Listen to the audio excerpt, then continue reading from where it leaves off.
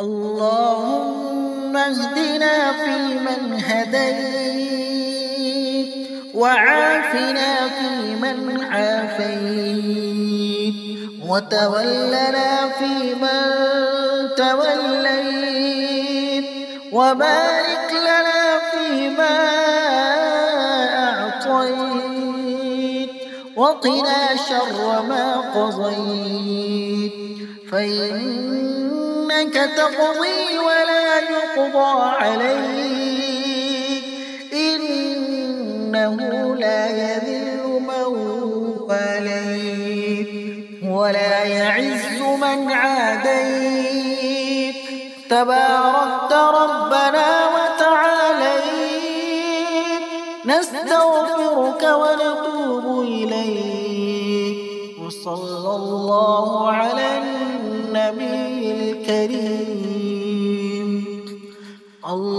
اللهم أعز الإسلام والمسلمين،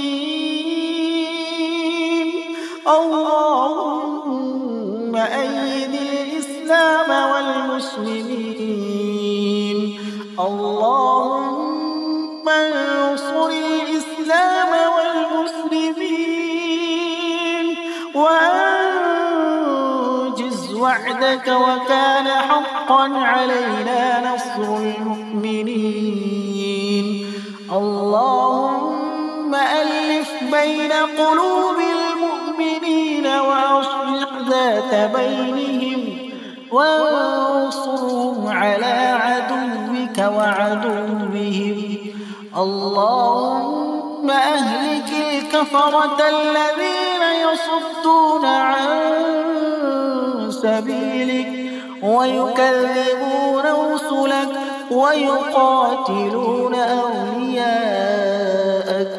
اللهم خالف بين كلمتهم وزلزل أقدامهم. اللهم فرق جمعهم وخرب بلادهم. اللهم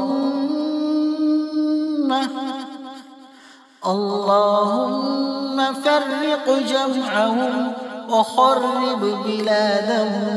اللهم ألق في قلوبهم الرعب. اللهم أنزل بهم بأسك الذي لا ترده عن القوم المجرمين. وصل اللهم وسلم على سيدنا محمد وعلى آله وأصحابه أجمعين.